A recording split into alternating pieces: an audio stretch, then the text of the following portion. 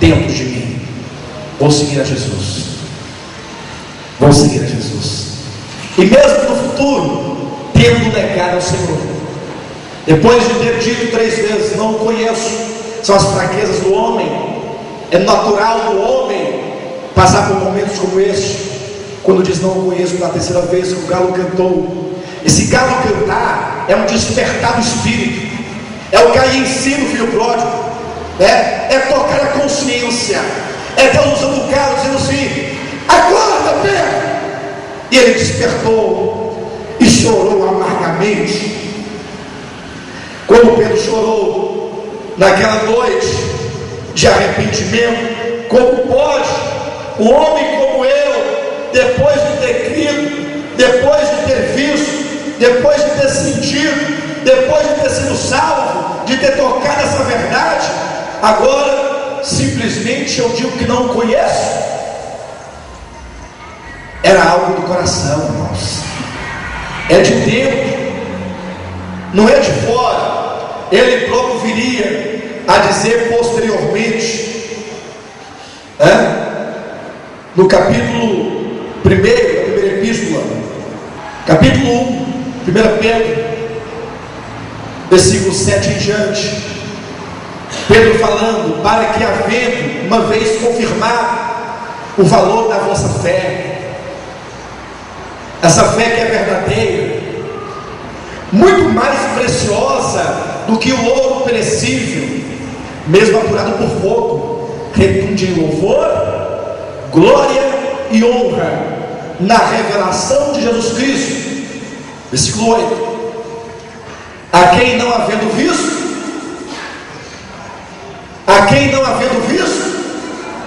você já viu o Senhor? Já viu? Quem aqui já viu Jesus Cristo? Como é que você pode amar alguém que nunca viu? Ou você não o ama? Alguém aqui não ama a Jesus Cristo? Você ama? Quando você ouve o nome do Senhor, a redenção que Ele efetuou, isso te toca, isso produz arrependimento, produz quebrantamento. Quantos foram tocados ontem pela redenção eterna de Cristo? Por que você foi tocado ao falarmos de um homem que você nunca viu? Qual é a explicação científica que você tem para isso? Está aqui, ó: a quem não havendo visto, amais, no qual, não vendo agora, mas crendo, exultais com alegria indizível e cheia de glória. Aleluia! Não havendo visto, amais, é algo de dentro.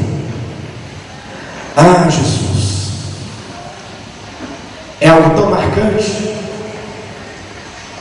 Romanos capítulo 8, versículo 16: o mesmo Espírito testifica com o nosso espírito. É o Espírito Santo no espírito humano testificando que somos filhos de Deus. É por isso que todos os filhos de Deus podem dizer: Abba, Pai. Pai. Só os que são filhos podem dizer Pai. Voltando ao livro de Efésios, temos aqui a sequência: aquele que começou a boa obra em vós há de completá-la. O começo se deu antes da fundação do mundo, com a escolha e a predestinação. O começo se deu também no ato da concepção, por santificação do Espírito Santo.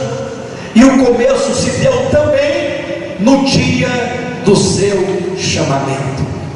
Ele te chamou pelo nome e você não pôde resistir. Todas as coisas naquele dia convergiram para o momento da sua conversão. Tudo contribuiu para que você cresça, porque a mão invisível do Espírito Santo te conduzia na escuridão do seu conhecimento, para que naquele dia exato você viesse a crer em Jesus Cristo e recebê-lo. Por isso diz no versículo 6 de Efésios capítulo 1: para louvor da glória que Ele nos concedeu gratuitamente no amado, no qual temos o que? A redenção. Onde é que está a redenção? No qual, em Cristo, temos a redenção, a remissão dos pecados, segundo a riqueza da sua graça, que Deus derramou abundantemente sobre nós em toda a sabedoria e prudência, desvendando-nos o mistério de sua vontade, segundo o seu beneplácito que propuser em Cristo, de fazer convergir nele, na dispensação da plenitude dos tempos, todas as coisas, tanto as do céu como as da terra, nele digo, no qual fomos também feitos herança, predestinados segundo o propósito daquele que faz todas as coisas, conforme o conselho de sua vontade. Você foi chamado, recebeu a graça, o perdão de pecados, a regeneração, você é filho de Deus e você está agora na igreja. Amém? Está na igreja. Aquele que começou, ele já começou na eternidade passada, na sua concepção, no seu chamamento, até hoje ele já começou essa obra, está começada. Mas é dito, aquele que começou vai terminá-la. Estou plenamente certo que aquele que começou vai completá-la até o dia de Cristo Jesus. Agora veja, o que existe entre o começo e a consumação? Entre o início e a conclusão existe o que? O meio. A Bíblia chama esse meio. Abra a Bíblia, por favor. Não desmarque Efésios não. Porém, muito mais agora, na minha ausência, desenvolvei a vossa salvação com temor, e aquele que começou há de completá-la. O começo pertence a Deus, a conclusão pertence a Deus. Todavia, entre o começo e o final, no qual estamos agora, o Senhor nos convida a cooperar com Ele para que isso se concretize. Não, Deus não vai completar essa obra de maneira que nós fiquemos passivos. A salvação eterna de Deus não significa que você agora fique inativo e não faz nada. Não, é preciso que nós desenvolvamos esta salvação adquirida. É uma atitude e uma resposta. Por isso que existem os mandamentos, existem as responsabilidades no Novo Testamento. Se alguém quiser vir após mim, negue a si mesmo, tome a sua cruz e siga-me. Eu sei que ao citar este versículo, alguém pode dizer: ora, mas se disse alguém quiser, como pode ser predestinação? Se ele lança a critério daqueles que ouvem, se alguém quiser. Bem, se você entender que esse texto se refere à salvação, e se esse convite é um convite para a salvação, então continue explicando até o final como salvação. Se alguém quiser vir após mim, tire esse após mim e entenda como salvação. Se alguém quiser ser salvo, é isso que vocês pensam? Continua para ver se dá certo. O que tem que fazer para ser salvo, então, se alguém quiser, negue a si mesmo, tome qual cruz? A sua cruz, e depois, então a salvação é conquistada pelo teu negar e pela tua cruz, ou pelo negar de Cristo e a cruz de Cristo? A salvação é conquistada por qual cruz? Pela de Cristo ou pela sua? Tem certeza? Porque o Senhor diz: se alguém quiser vir após mim, negue a si mesmo, tome a sua cruz e siga-me. Neste convite, cada um tem a sua cruz. Neste convite, cada um tem que negar a si mesmo. Não pode jamais ser um convite para a salvação, porque se Jesus convida para a salvação e mande que cada um tome a sua cruz, então a salvação é produto do esforço de cada homem, e o próprio Cristo levou a cruz dele para a salvação dele, e você leva a sua cruz para a tua salvação. Mas ninguém concorda com isso. Então não podemos pensar que este convite é para a salvação. E é para o que então? Quem quiser vir após mim, todo o contexto de Mateus capítulo 16, ele diz: é necessário que o Filho do Homem siga para Jerusalém, onde ele será preso, onde será cuspido, onde será vituperado, onde será açoitado, onde será desprezado, onde ele será torturado e irá morrer. Se alguém quiser vir após mim, Jesus nos convida a sofrer com ele. Ele diz: mas ao terceiro dia ressuscitarei. Os sofrimentos precedem a glória, os sofrimentos precedem a ressurreição, a cruz vem antes da vitória. Então Jesus convida os seus discípulos, ele convida você que é salvo, você que foi escolhido, você que é discípulo: venha comigo participar dos sofrimentos, para igualmente participar comigo da glória do reino milenar. A salvação gratuita, que é produto da escolha e predestinação, te garante estar com Deus na eternidade.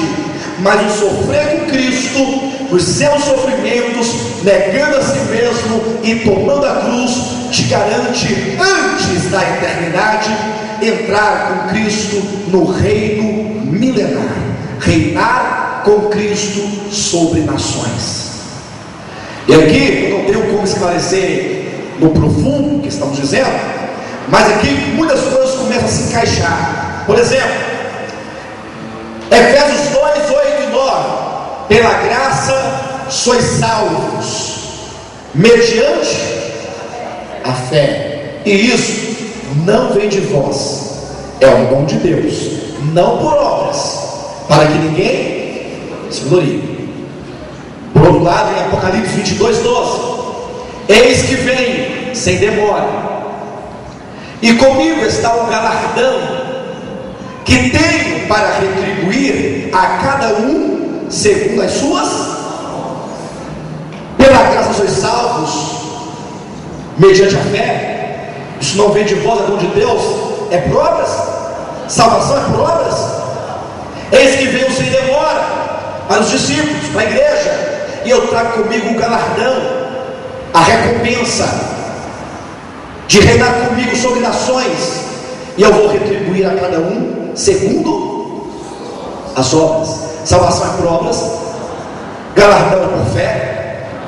Galardão requer, a salvação requer. Pela graça sois salvos, pelas obras obtereis galardão. Separar salvação de galardão é essencial para não criar confusão na mente. Aqueles que são convidados a tomarem suas cruzes, seguir o Senhor, unir-se com Ele no mesmo ministério de negar a si mesmo, de sofrimentos, entrarão com Ele nessa glória do reino. É por isso que por um lado diz: ninguém é salvo por obras, mas é por graça. Isso requer algum esforço? Mas Mateus capítulo 11, versículo 12, ele diz que o reino dos céus é tomado por esforço. Ora, se a salvação não é por obras, mas é por graça, me parece que é descanso, ou não? Mas o reino é tomado por esforço. Afinal, é por graça ou é por esforço? A salvação é por graça, o reino é por esforço. Ou talvez nós faremos aí, quem sabe, uma conferência só sobre o reino, para abrir esse entendimento. É muito grande, de modo que a separação tem que ser feita. não é um salário, a salvação não é uma recompensa. O salário do pecado é o quê?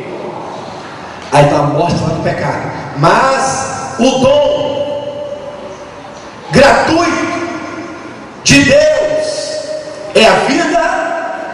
O que é um dom gratuito? Quanto você paga por um dom gratuito? A salvação é um dom gratuito.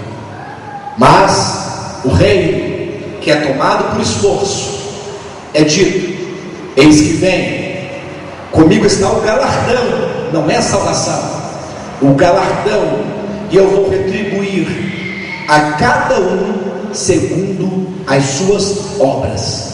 Essa retribuição é proporcional àquilo que o cristão faz, e portanto é uma recompensa, é um prêmio, é um salário àqueles que hoje vivem vida piedosa diante de Deus.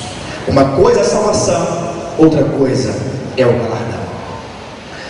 Agora, voltando a Efésios, vamos encerrar essa mensagem, essa conferência, lendo os versículos 12, 13 e 14, onde nós vamos ver em que consiste toda essa certeza e segurança da salvação. Versículo 4 e 5 diz que o Senhor nos escolheu e predestinou antes da fundação do mundo. Versículo 6 a 11 diz da redenção que Cristo nos deu para o perdão de pecados. Versículo 12 em diante: a fim de sermos para louvor da sua glória, nós os que de antemão esperamos em Cristo, em quem também vós, atenção, depois que ouvistes a palavra da verdade, o evangelho da vossa salvação. Vocês ouviram? Quem ouviu o evangelho da verdade, a salvação, tendo nele também crido? Vocês creram nele? O evangelho? Fostes selados com o Santo Espírito da promessa, o qual é o penhor da nossa herança até ao resgate da sua propriedade, em louvor da sua glória. Veja, você ouviu a palavra da verdade, você ouviu o evangelho da salvação, e você creu nesse evangelho, e você foi selado com o Santo Espírito da promessa. Agora, que selo é esse? Será que é um carinho na testa? É isso? Não, é o próprio Espírito Santo que veio habitar em você. Ele é o selo. O Espírito Santo é o selo, é o que te torna distinto daqueles que não são filhos de Deus. Quem tem o filho tem a vida, quem não tem o filho não tem a vida. Se de fato habita em vós o Espírito de Cristo, se de fato, Romanos 8, versículo 9, se habita em vós o Espírito de Cristo, esse sim quer dizer, o Espírito Santo é o selo, é o distintivo que faz de você alguém diferenciado. Hoje, no meio de uma multidão, você olhando, você não pode saber quem é filho de Deus e quem não é, porque todos têm a mesma cara, mas interiormente tem um distintivo. Quando o mundo espiritual te olha, ele vê se há o Espírito ou se não há o Espírito Santo. Satanás, ele sabe quem tem um selo e quem não tem. O maligno conhece essas coisas, o mundo espiritual também sabe. Mas a Bíblia diz que, embora nós não saibamos distinguir ainda entre um e outro, talvez aqui possa existir pessoas que não têm o selo, que não nasceu de novo. Pode ser o caso. Reveja a sua vida espiritual. Através dessas mensagens você pode ter uma reflexão, se você veio à igreja por meio do evangelho, da palavra do Senhor, ou se você foi atrás de emprego, e conseguiu alguns amigos, depois ficou com a amizade na igreja somente. Mas embora não possamos distinguir quem é e quem não é com os olhos da carne, no dia da segunda vinda de Cristo, esse Espírito Santo, esse Cristo que habita em nós, ele vai se transfigurar, e este corpo mortal será revestido de uma glória. E a Bíblia diz em 1 Tessalonicenses capítulo 1 versículo 10: Cristo será manifestado em nós, e Cristo será glorificado em nós, e Cristo será admirado em nós. É o que Romanos capítulo 8, bem no final, vai dizer: os filhos de Deus por fim serão manifestados. Amém? O Espírito Santo é um selo dentro de nós. Mas o versículo 14 diz: o qual é o penhor da nossa herança. Se você é salvo, você tem uma herança, sim ou não? Mas qual é a garantia que você terá essa herança em suas mãos? Quando a gente fala de salvação, sempre o não fala, mas se, e se, não fala? Olha, mas quando Deus falou que Ele te daria essa herança, Ele não colocou se, falou assim: eu te dou a herança nos últimos dias, e como garantia, como penhor, eu vou te dar um adiantamento. Quando alguém vai comprar uma propriedade, falou: olha, eu quero comprar essa fazenda, mas só vou te pagar daqui a 45 dias, vou levantar o dinheiro ainda. Falou: não, então você me dá um penhor, você me dá uma garantia. Se você desistir, eu vou esperar, mas se desistir, o penhor é meu. Certo ou não?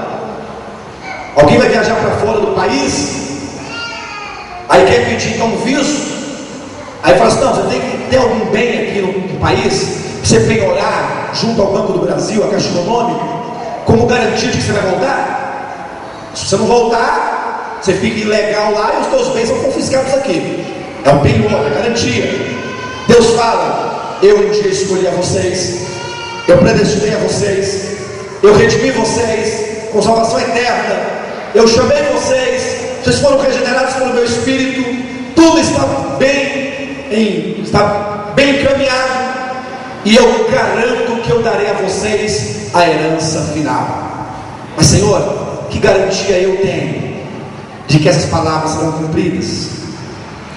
Porque o homem, ele desconfia de Deus. O homem desconfia de Deus, e Deus sabe que nós desconfiamos dele. Ele fala: não, eu vou dar a ti uma garantia. É um penhor. E qual é o penhor? É o meu Espírito. Você tem o Espírito de Deus? Está dentro de você? E se tu fores para o inferno, você tem contigo, você vai levar contigo para lá o penhor. Porque se o penhor é tomado, eu te dei o penhor, mas não te falta aqui, eu me arrependi, eu não dei de ideia, então não é penhor. Deus, ele é mentiroso. Ele fala: pega o meu Espírito, é o penhor da tua herança. Você vai estar na eternidade comigo, porque eu te dou não somente o Filho para morrer por ti, mas eu dou o meu Espírito como garantia de que, assim como eu comecei, eu haverei de completar esta obra. É por isso que o apóstolo Paulo, considerando isso tão grande, isso é grande demais, não é? Ele fala no versículo 15: por isso, por causa desta realidade, dessa verdade, dessas revelações, também eu, tendo ouvido a fé que há entre vós no Senhor Jesus, e o amor para com todos os santos, não cesso de dar graças por vós, fazendo menção de vós nas minhas orações. Eu oro para que o Deus de nosso Senhor Jesus Cristo, o Pai da glória, o Deus das luzes, vos conceda espírito de sabedoria e de revelação no pleno conhecimento dele. Ele diz: olha, entender eleição, predestinação, eleição, selo e penhor do Espírito, essa garantia do Espírito, o Pai, o Filho e o Espírito empenhados para a tua salvação, garantindo desde a eternidade passada até a eternidade futura, passando pelo tempo, tudo isso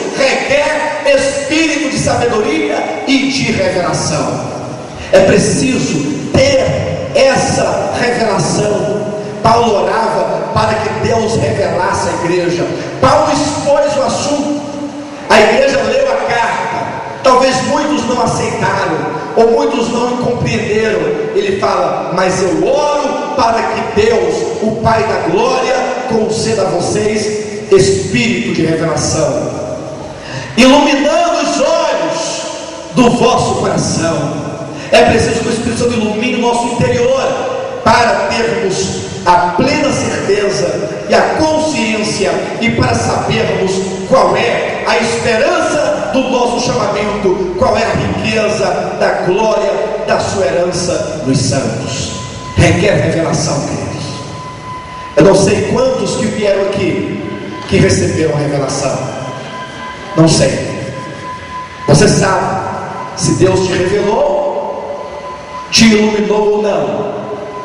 Eu sei que todos os que foram iluminados, todos os que tiveram revelação de Deus, podem declarar. Eu quero convidar os irmãos a ficarem de pé e lerem comigo as palavras de Paulo aos Romanos capítulo 8, a partir do versículo 29 em diante. E eu falo e vocês respondem a mesma coisa.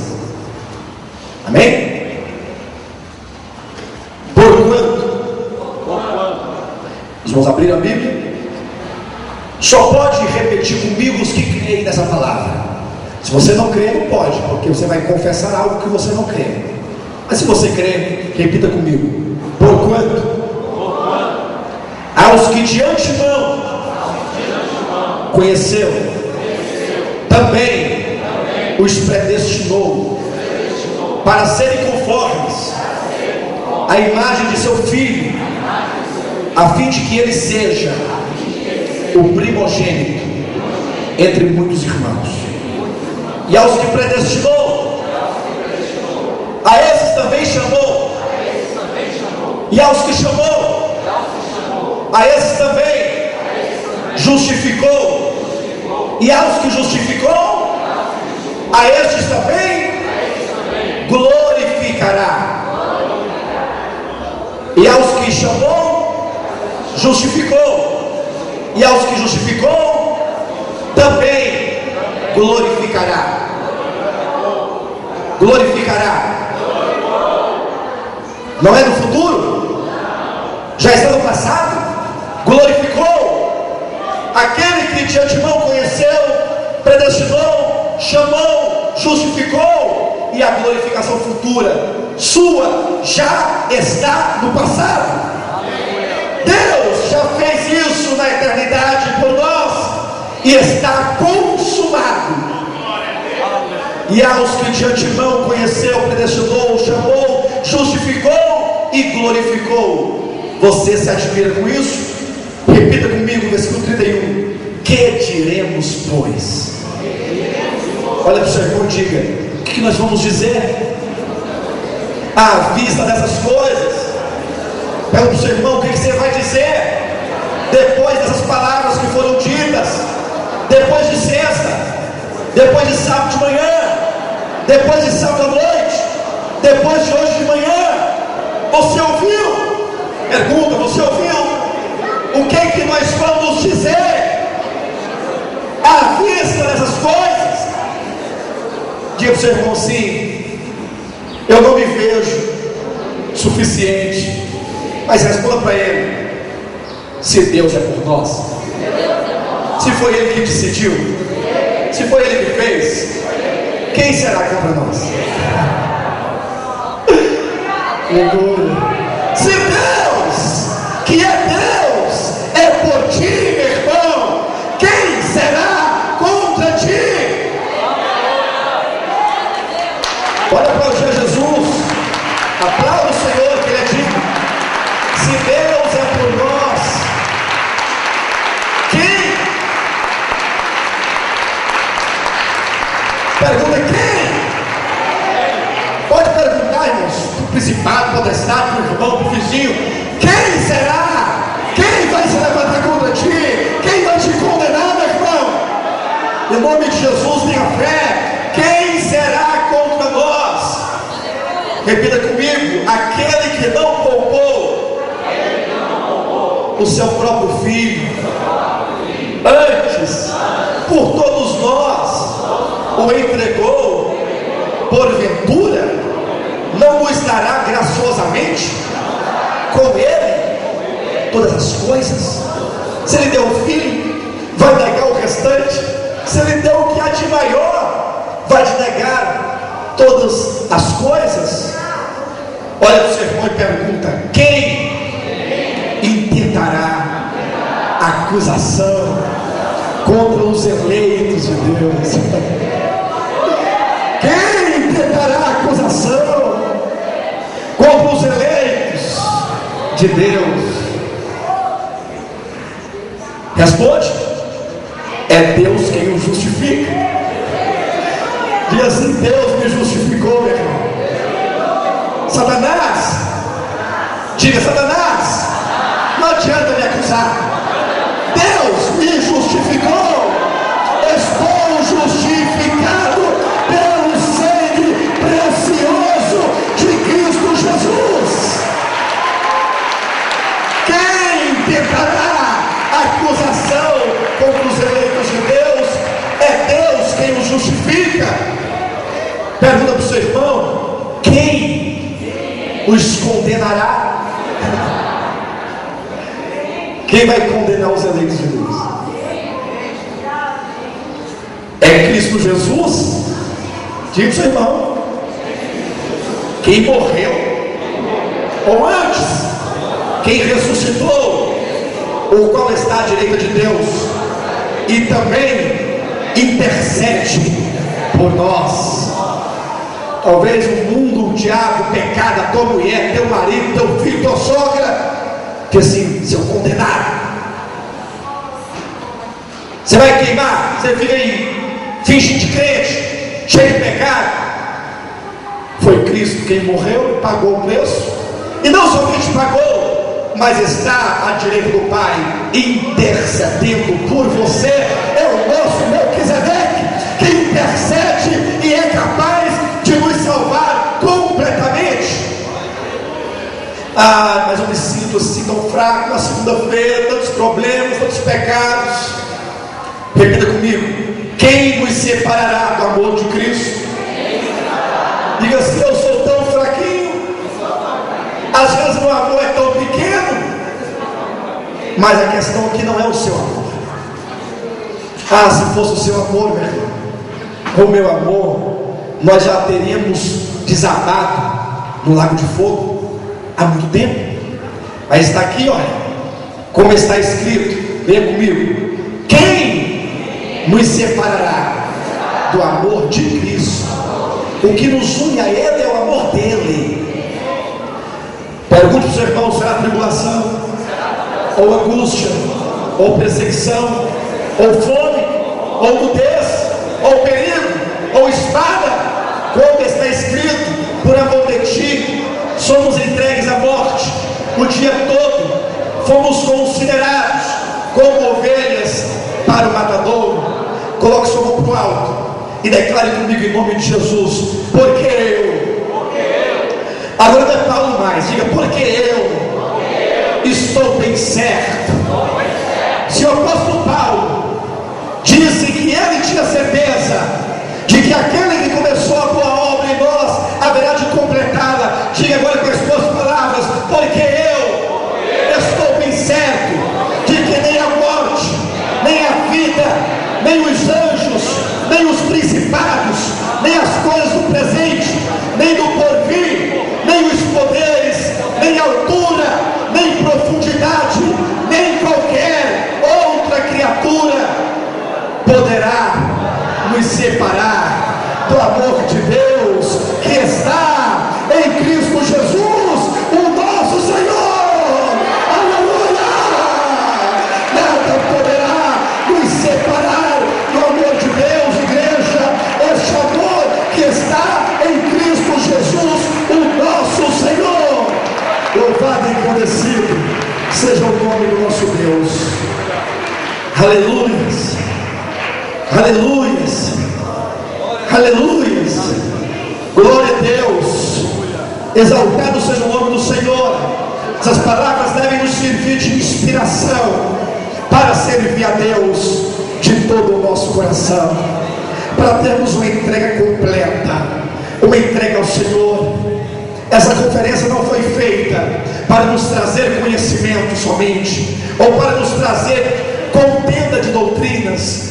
Essa conferência foi feita para falar assim: o Senhor nos ama tanto, do jeito que nós somos, e Ele não desistiu de você. Ele não desistiu e não desistirá de você. O propósito dele para a sua vida será cumprido. É para abrir os olhos do nosso coração, do nosso entendimento, para que possamos nos render ao Senhor, nos render cabalmente, uma entrega total.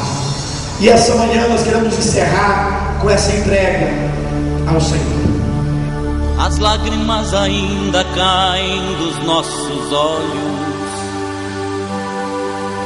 desafiando os nossos sentimentos.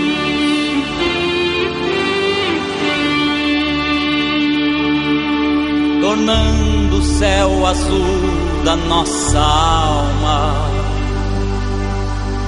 em uma cor de um triste cinzento.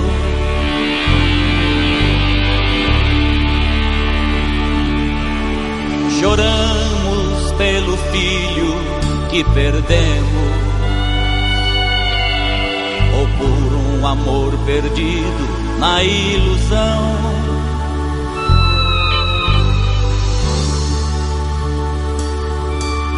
Por coisas que almejamos e não alcançamos.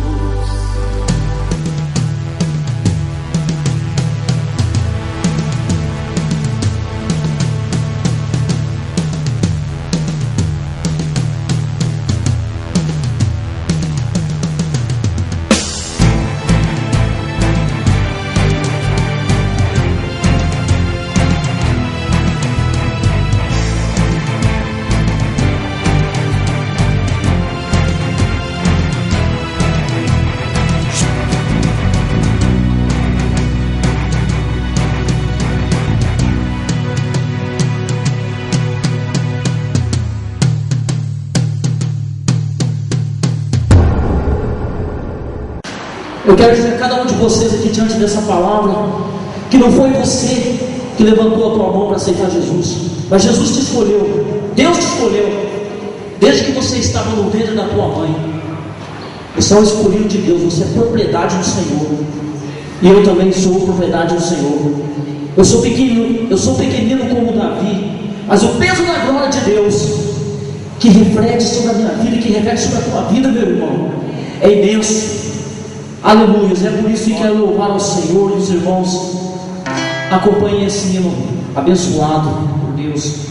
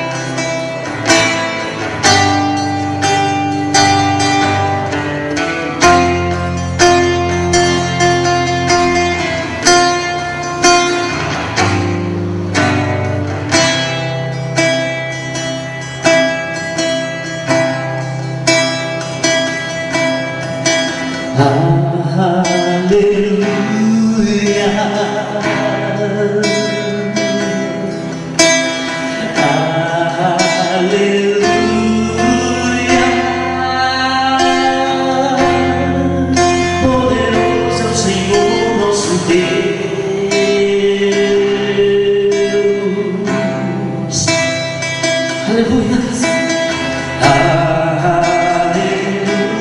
Aleluia. O coral de anjos voam ao Senhor. Aleluia.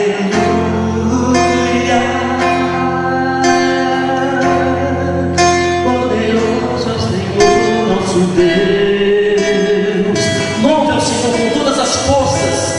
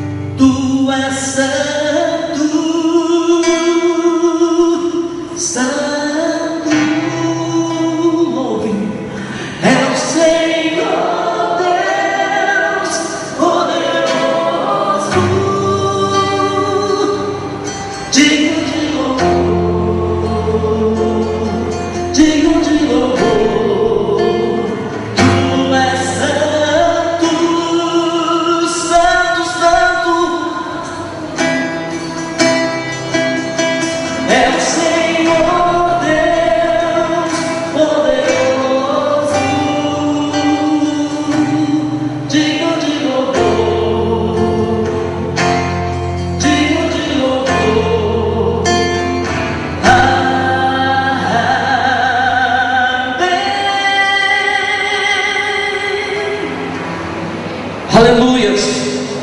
Todos os povos, batei palmas ao Senhor Deus, cantai louvores. Aleluia. Deus seja louvado. Eu agradeço em nome de Jesus. Deus seja louvado. Através dessa conferência eu tenho aprendido bastante, graças a Deus. Tem jogado luz no meu entendimento, porque é tudo conforme a palavra. Nós temos uma base dentro da palavra, então tem sido bastante edificante esta conferência, né? E a igreja nos dias de hoje realmente precisa ser pregado, ser falada a verdade, né? E o compromisso dessa conferência é com a verdade, é com a palavra do Senhor. Então eu tenho me edificado bastante.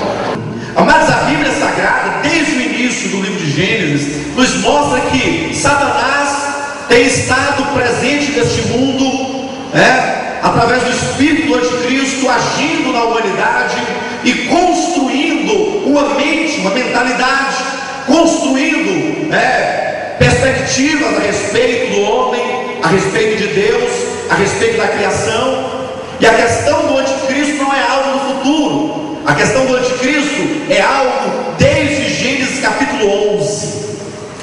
Eu quero chamar a atenção dos irmãos para esse ponto importante: o espírito do anticristo. O que é o espírito do anticristo? O que ele prega? o que Ele pretende e o que Ele está fazendo hoje. Bem, eu creio que esse estudo tem como finalidade aperfeiçoar os santos. Ao longo das eras que a igreja vem se degradando, nós temos um objetivo com esse ensino de propiciar a palavra certa, a qual o Senhor nos deixou. Eu creio que esse estudo é muito importante para que as igrejas tenham crescimento ao qual Cristo espera. E esse é o aperfeiçoamento dos santos. Engraçado, se as 7 cartas do Apocalipse, cada uma representa um período específico da história da igreja, Laodiceia representa os dias de hoje. A igreja de Laodiceia, de Apocalipse capítulo 3, a partir do versículo 14, é a igreja do tempo presente. Mas qual é a característica marcante da carta Laodiceia da igreja de hoje? Vocês vão falar que é morna, né? Mas não, a principal característica é que Jesus Cristo está do lado de fora, batendo. Alguém está me ouvindo? Se alguém abrir a porta, eu entrarei. A igreja de Laodiceia apresenta uma igreja que fala de Cristo, invoca o nome de Cristo, quer as coisas de Cristo, mas não quer a sua presença. Graças a Deus, e Deus ter me consentido chegar até aqui, a este encontro com todos os irmãos, aqui para ouvir o estudo com o Bispo Alexandre, que é maravilhoso e traz algo importante de aprendizagem da salvação eterna, que hoje temos o conhecimento. E quem quiser encontrar com esta palavra, chegue até aqui, porque aqui é pura e verdadeira, bíblica, sem nenhuma simbologia errada.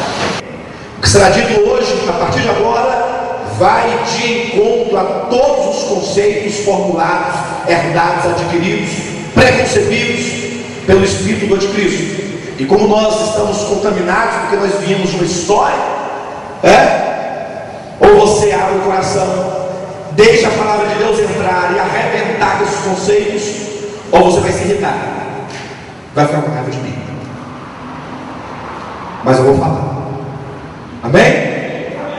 Se você ficar com raiva de mim, o máximo que você pode fazer comigo é me jogar numa fornalha de fogo. E assim nós não vamos ser diferentes dos nossos antepassados, né?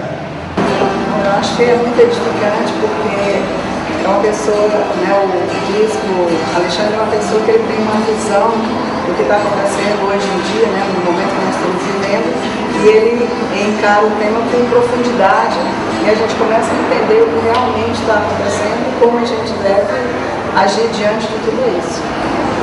De Isaías, vamos afirmar o seguinte: os desígnios de Deus, que são desígnios, os planos, os projetos de Deus, foram estabelecidos na eternidade passada e predeterminados antes da fundação do mundo, e são cumpridos no tempo determinado por Deus.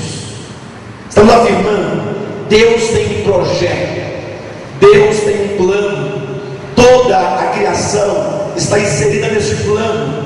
Este plano foi traçado antes da fundação do mundo. Eu estou achando a conferência uma bênção, porque eu estou aprendendo muita coisa sobre a palavra de Deus, sobre o propósito de Deus para a minha vida, e isso tem feito com que eu cresça cada vez mais e nunca deixe os caminhos do Senhor.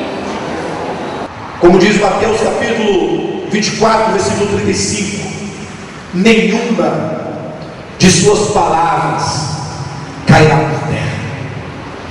Tudo quanto um dia o Senhor planejou, tudo quanto um dia Ele projetou, há de se cumprir cabalmente. Essa conferência tem realmente abriu os meus olhos para algumas coisas que estavam ocultas, que eu não entendia, né? Então está me edificando muito, tenho recebido muito. Realmente estou indo de volta à palavra e estou muito feliz, estou gostando muito, tá? Glória a Deus, tá? Enfim, é coisa boa. Estavam ali as duas árvores, dois frutos. No fruto da árvore da vida tinha como essência a vida eterna. no fruto, a substância do fruto. E no fruto da árvore do conhecimento estava a morte. A morte estava no fruto. Não era um fruto qualquer.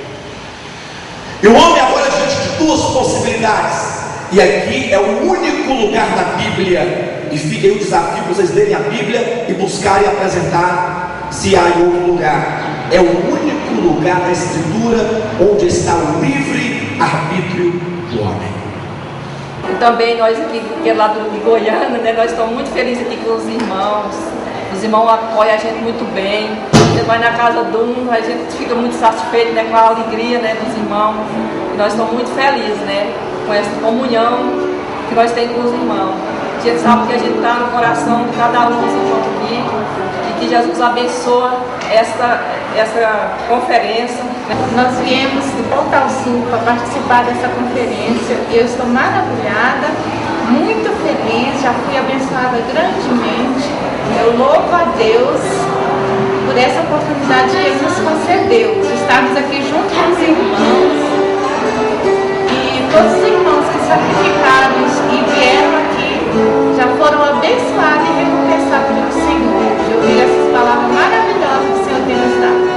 Amém. O Espírito Santo fala por meio de João Batista: este é o Cordeiro. É o Cordeiro porque ele é único.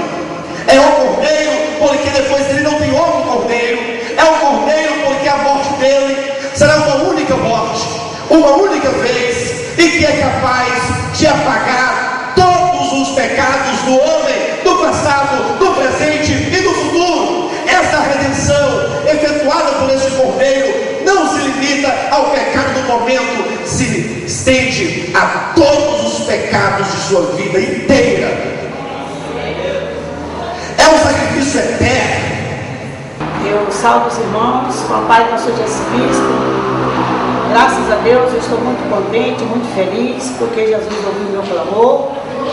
Eu estou numa igreja que realmente Deus usa muito o bispo Alexandre Rodrigues. Ele é muito usado pelo Senhor, e Deus tem revelado muitas maravilhas a respeito da Santa e Sagrada Escritura, porque Deus deu para ele o dom da interpretação da palavra de Deus, e ele é uma pessoa muito edificada no Senhor.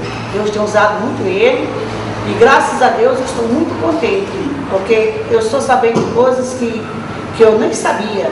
Então, muitas igrejas precisam se despertar, vir para a verdade, porque a verdade realmente a palavra de Deus é a verdade, mas tem que saber interpretar a palavra do Senhor.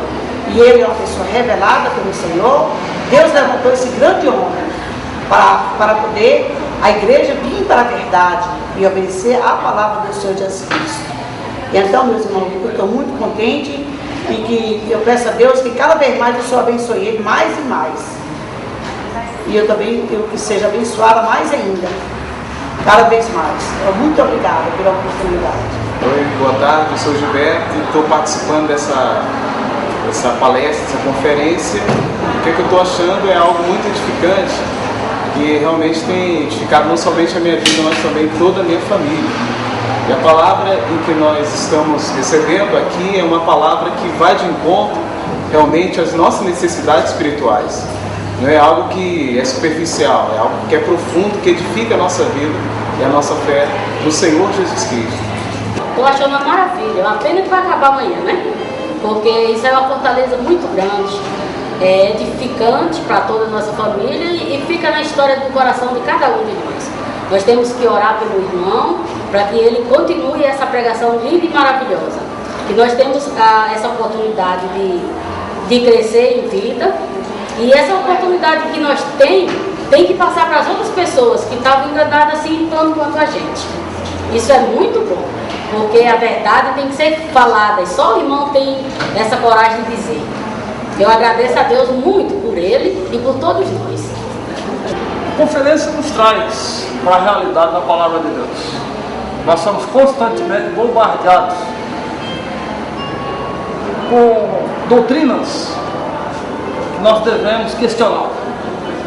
Através de uma conferência bíblica igual essa que está acontecendo aqui, nós temos a condição de analisar aquilo que nós aprendemos até hoje com aquilo que está sendo ensinado para nós aqui hoje.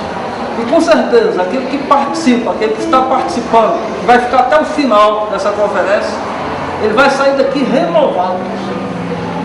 Porque nós estamos entendendo aqui a verdadeira palavra de Deus, o entendimento do que é a salvação que está sendo ensinada aqui para a gente. E com certeza daremos grandes testemunhos de nossas vidas perante aqueles que estão em nossa responsabilidade, seja nossos familiares, ou aqueles que dão estudo bíblico, aqueles que participam de alguma escola dominical, enfim. Isso aqui está trazendo para nós bagagem, para que passamos para outros que não tiveram a oportunidade de vir aqui, esse conhecimento grandioso que está sendo passado para nós aqui. Eu agradeço a oportunidade de ter sido convidado a participar dessa conferência e na certeza de que as próximas estarei aqui para aprender mais e mais. Eu agradeço em nome de Jesus a oportunidade. Estou aqui mais uma vez para congregar junto com os irmãos. A conferência tem trazido muita edificação na minha vida. O bispo Alexandre Rodrigues realmente é um instrumento na mão de Deus. Eu considero ele, diante dos outros pregadores que eu vejo na televisão, considero ele o profeta do século. E estou sendo muito edificada a minha vida, aprendi muito com ele e aqui nesta igreja. E tenho sentido muita alegria e comunhão com a Irmandade, que tão bem me receberam. Estou muito alegre no meio desse povo que realmente louva ao Senhor. Aquele caminho fechado é o caminho da lei. Ninguém passa, mas eu vou passar por ele. Ah, mas o Senhor é santo. O Senhor passa mesmo? Não. Eu vou pegar o seu pecado, o seu pecado, as suas transgressões de todos, vou colocar sobre mim. E quando eu passar, eu vou me ferir e eu vou morrer. Eu louvo a Deus por mais uma conferência, porque eu sei que o Senhor está se acrescentando mais e mais em nossas vidas. Mas não é só isso. Nós temos ganhado muito do Senhor, ganhado muito da palavra dele, e eu fico muito feliz porque o Senhor, a misericórdia dele tem se estendido até a gente e podemos nele crescer dia a dia e aprender mais dele. Eu louvo ao Senhor. Está sendo uma oportunidade única para todos que estão aqui aprendendo e vivendo essa realidade em vida. Palavra de Deus pura e verdadeira, como não tem sido pregado nos tempos de hoje. Então vamos dar glória a Deus por isso. Nós damos glória a Deus por essa conferência. Queremos agradecer muito por estar participando em o nome de Jesus. Que aqueles que não vieram, que nas próximas conferências possam estar se esforçando para participar conosco, que tem sido grandioso para as nossas vidas. Nem a tribulação ou angústia, nem a perseguição ou a fome, nem o perigo ou a espada, nem o presente ou o porvir,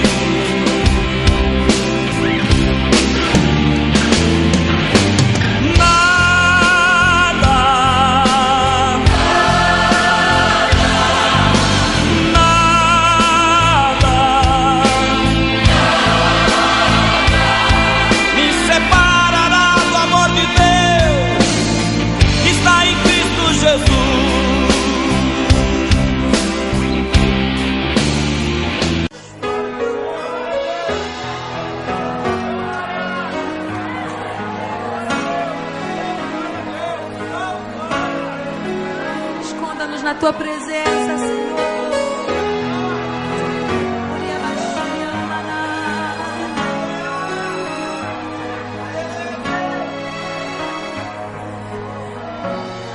Existe um lugar na fenda da rocha, bem junto a ti,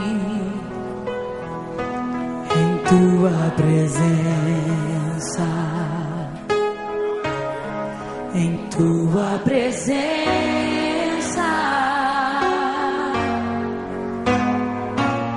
Existe um lugar aconchegado ao teu coração,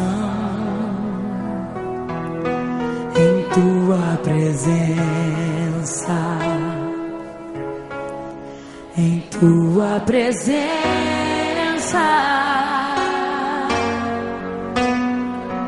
Existe um lugar onde o orgulho não vai me seduzir, onde o dinheiro, a fama, os aplausos não podem me comprar. Em tua presença, Senhor, em tua presença, Senhor, eu quero estar e mergulhar, descansar em teus braços de amor. Em tua presença, Senhor, em tua presença, Senhor, vou me esconder, tu és meu prazer. Em tua presença é o lugar onde eu quero habitar. Leva-me à tua presença, Senhor. Esconda-me na tua presença, Senhor. Onde os aplausos não podem me comprar, onde o orgulho não pode me alcançar. Esconda-me, Senhor. Existe um lugar na fenda da rocha, bem junto a ti, em tua presença, oh, aleluia, em tua presença. Existe um lugar, existe um lugar aconchegado ao teu coração, em tua presença, em tua presença.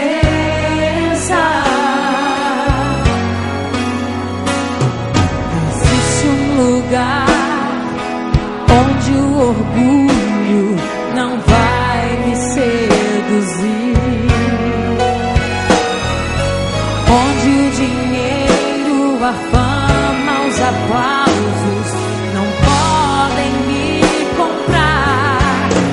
Em tua presença, Senhor, em tua presença, Senhor, eu quero estar e mergulhar, descansar em teus braços de amor. Em tua presença, Senhor, em tua presença, Senhor, vou me esconder, tu és meu prazer. Em tua presença é o lugar onde eu quero habitar.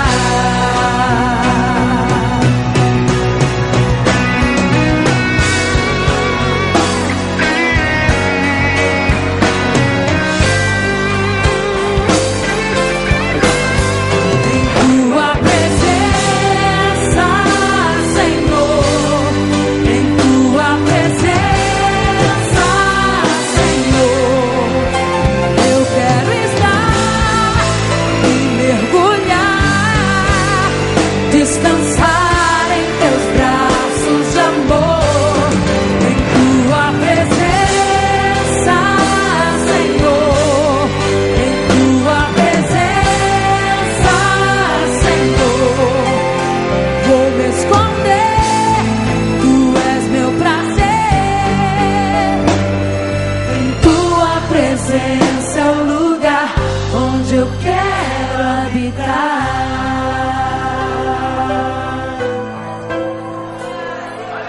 Tua presença é o lugar onde eu quero habitar.